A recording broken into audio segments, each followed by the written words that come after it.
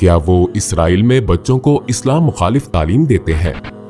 क्या यहूदी दीगर लोगों को दूसरे दर्जे का इंसान समझते हैं? रॉकेट पर रॉकेट फायर हुए। थोड़ी देर बाद हमला रुक गया। लोग अपनी पनाहगाहों से निकले और सब घरों की तरफ भागे। आप यकीन नहीं करेंगे कि वो कैसे भाग रहे थे, जैसे अल्लाह ने सूर फूंक दिया हो। तुम कत्ल ना करना, ये तमाम यहूदियों के लिए हुक्म है। तुम अपने हम मजहब को कत्ल ना करना, लेकिन तुम मुसलमान को मार सकते हो। उनके खून पर तुम्हारा हक है। इस तरह वो लोगों के लाशऊर में अपनी सोच नक्श करते हैं। क्या आपको इस्लाम कबूल करने से पहले कोई शकूक थे? इस्लाम कबूल करने से पहले मेरे जहन में कोई मजहब नहीं था। मैं एक और तरीके से बताता हूँ। ये थोड़ा मज़ाक़ खेज बात हो सकती है, लेकिन मैं जब भी अपने घर से निकलता तो कहता, इन नंबरों को गिनो। मैंने एक रस्म बना ली थी, 7 नंबर दबाएं। मुख्तलिफ रस्मात। मैंने दूसरे खुदा अपना लिए थे। इंसान को फितरी तौर पर एक खुदा या सरप्रस्त की जरूरत होती है। चूँकि मुझे मालूम नहीं था कि इस्लाम क्या है, मैं किसी तरह खुद को बचाना चाहता था। किसी ने आयतुल कुर्सी की तिलावत की और मैंने आयात की तादाद गिनी। वक्त के साथ साथ मुझे कुछ ऐसा याद आता है। मेरी याददाश्त बहुत मुबहिम है। मुझे मजहब में ज्यादा दिलचस्पी नहीं थी। मेरा मतलब है, मैं कॉलेज में था, 20 या 21 साल का था। हम अपने वालिद की गाड़ी में घर जा रहे थे। उस वक्त हम आजरबाईजान में थे। रेडियो पर एक आदमी था, खुमैनी नाम का इमाम। वो किसी बारे में बात कर रहा था। मैंने पूछा, डैड क्या ये नबी है? मेरे वालिद ने हंसते हुए कहा, कैसा नबी? ये उसका साया भी नहीं हो सकता। ये नबी नहीं है, इमाम वगैरह है। तब मैंने सोचा, नबी क्या होता है? कोई नबी कैसे बन सकता है? मैंने इससे आगे नहीं सोचा और जवाब तलाश नहीं किया। मेरा मतलब है कि मैं भूल गया, लेकिन फिर भी मैं इस बात को मुकम्मल तौर पर कभी नहीं भूला। जब मैंने ये सवाल दोबारा पूछा, तब मैं 26 साल का था। मैं उसी जगह पर था। मेरी जिंदगी में मजहब से मुतल्लिक कुछ नहीं था, ना यहूदियत ना ईसाइयत। मैं कहूँगा मैं यहूदी हूँ अगर ये मेरे लिए अच्छा है। मैं कहूँगा अल्हम्दुलिल्लाह मैं मुसलमान हूँ, लेकिन मुझे अल्हम्दुलिल्लाह मैं मुसलमान हूँ के अलावा इस्लाम के बारे में कोई इल्म नहीं था। जब आप कलमा शहादत पढ़ने के बाद मुसलमान हुए तो आपको कैसा महसूस हुआ? जब आप कलमा शहादत पढ़ने के बाद मुसलमान हुए तो आपको कैसा महसूस हुआ? मैं जज्बात से भरपूर था।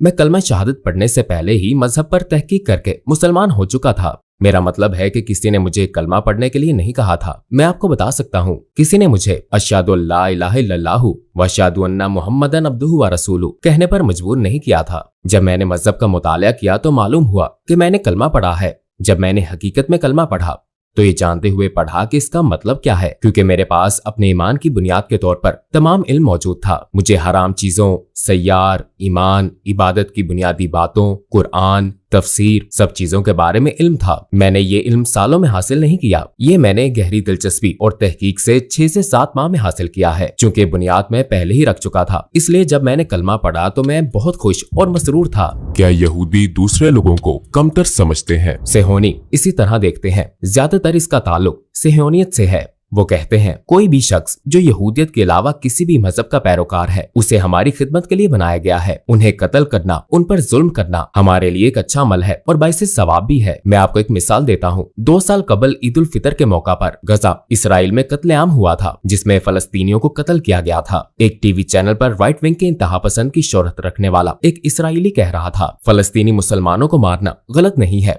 और हमारे लिए गुनाह नहीं है। अब हमें उन्हें खत्म करने की जरूरत है ताकि कल को वो हमें परेशान न करें। अगर हम अब ऐसा करेंगे तो हमें गुनाह नहीं सवाब मिलेगा। इस बारे में पूछने वाला टीवी एंकर भी हैरान रह गया, जिसने कहा था कि ये सहियोनी है। आप मुसलमान कब हुए थे? आपने मुसलमान होने का फैसला कैसे किया? जिस्मानी और रूहानी तौर पर मुझे काफी मुश्किल वक्त देखना पड़ा। ये एक महफूज पनाहगाह है। ये मुझे हराम चीजों में नहीं मिली। हराम ने मुझे कुछ नहीं दिया।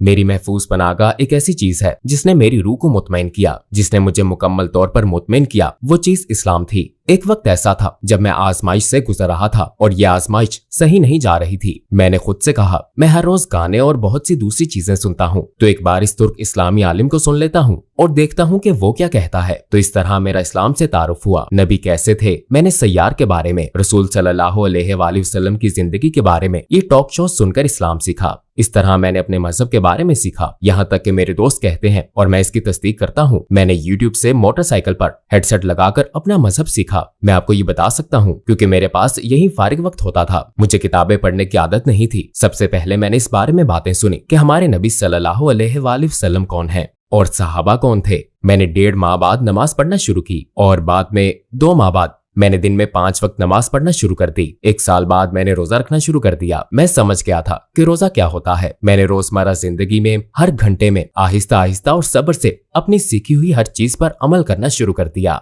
इस तरह मैंने इस्लाम को पाया। जब से मैं मुसलमान हुआ हूँ, मैं बहुत खुश, निडर और मजबूत महसूस करता हूँ। मुझ में एक एनर्जी आ गई है जो ये फराहम करता है। क्या वो इसराइल में बच्चों को इस्लाम मुखालिफ तालीम देते हैं? इसराइल में सबसे संजीदा टीचर टीवी है। मेरा मतलब है टीवी।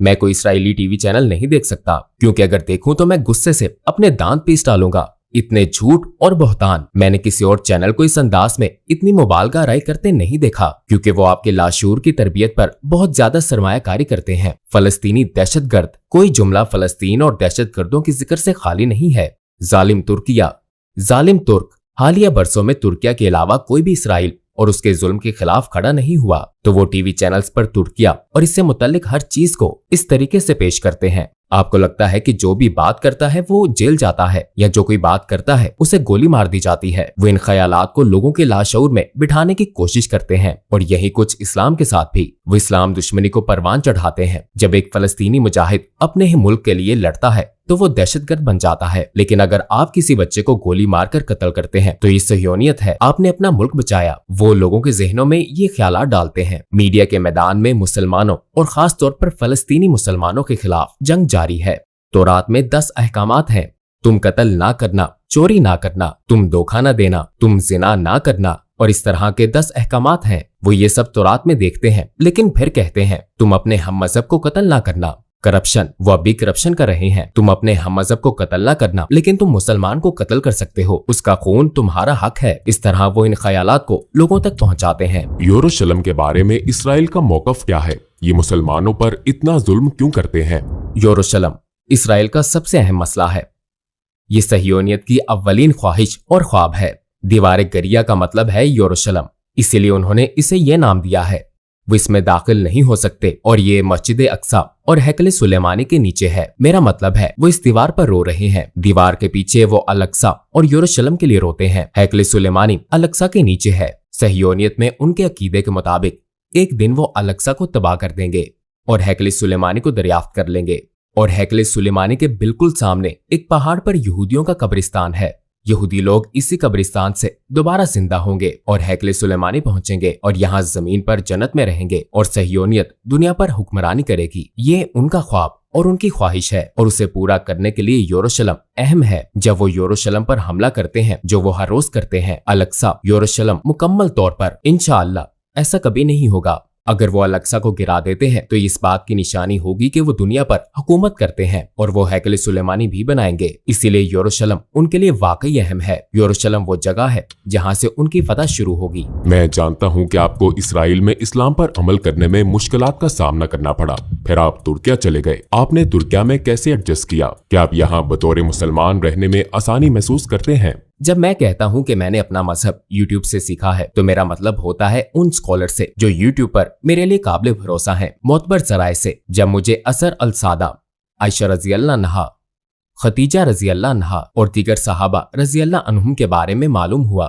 तो उनके बारे में जानने के बाद मैं तुर्किया में इस्लाम के बहुत आला मियार की तोक़ो कर रहा था। जब मैं यहाँ आया तो मुझे बिलाशुबा एक धचका लगा। मैं ये ऐसे शख्स के तौर पर कह रहा हूँ जो इसराइल में रहा है। मैंने अपने आप से कहा, ये लोग सारे नहीं, इनमें से कुछ, इनमें और यहूदियों में क्या फर्क है? मेरा मतलब है ठीक है, अजान तो होती है, मैं भी सुनता हूँ, मगर मस्जिदें खाली हैं। मैं सड़कों पर चलता हूँ तो देखता हूँ कि कैफे भरे हुए हैं, इसराइल की तरह। बार्स भरे हुए हैं, बिल्कुल इसराइल की तरह। मैंने मवाजना किया है। बहुत सी चीजें हैं जो मुझे पसंद हैं, जिन पर मैं कहता हूँ अल्हम्दुलिल्लाह। आपकी बहुत सी फाउंडेशंस और इदारे हैं जो लोगों को अल्लाह और उसके जिक्र की तरफ बुलाते हैं। ये नेमत है। इसराइल में एक भी ऐसा इदारा नहीं है। एक मजहब, एक जैसी रवायात और रस्म और रवाज वाले लोगों के साथ रहना बहुत अच्छा लगता है। मुझे यहाँ कोई अजनबियत महसूस नहीं होती। मुझे जबान सीखने में कोई मुश्किल पेश नहीं आई। हम बचपन से ही तुर्क टीवी देख रहे हैं, लेकिन कुछ चीजों ने मुझे मायूस किया और कुछ चीजों ने मुझे सुकून दिया है। दुख होता है जब लोग मेरी नमाज का मजाक उड़ाते हैं। ये देखकर तकलीफ होती है कि लोगों को नमाज पढ़ने में मुश्किल का सामना करना पड़ता है। जब मैं इसराइल में नमाज पढ़ता था तो मेरे कोलीग कहते थे, आप अपनी नमाज अदा करें, पैकेज दूसरे लोग डिलीवर कर देंगे, अपनी नमाज ना छोड़ें। लेकिन यहाँ लोग कहते हैं, तुम बहुत लंबी नमाज पढ़ते हो, बहुत हो गया। और लोग कहते हैं, मैं मुसलमान हूँ लेकिन मसाजिद को बंद करते हैं, इन इदारों को बंद करते हैं, इन मदारिस को बंद करते हैं। तुम कौन हो? मैं मुसलमान हूँ। यहूदी भी ऐसी बातें नहीं करते, वो कैसे कर सकते हैं? मेरी समझ से बाहर है, इसलिए मुझे धचका लगा था। खत्म करने से पहले क्या आप मजीद कुछ कहना चाहते हैं? मैं ये कहना चाहता हूँ कि अगर हमने कुरान और सुन्नत को ना थामा तो हम झूठी किताबों के पीछे लग जाएंगे, हम सच्चे रास्ते से भटक जाएंगे। अगर हमें सच्चा रास्ता मिल गया तो इंशाअल्लाह हम निजात पा लेंगे। टूवर्ड्स इटर्निटी में आपके आने से हमें बहुत खुशी हुई।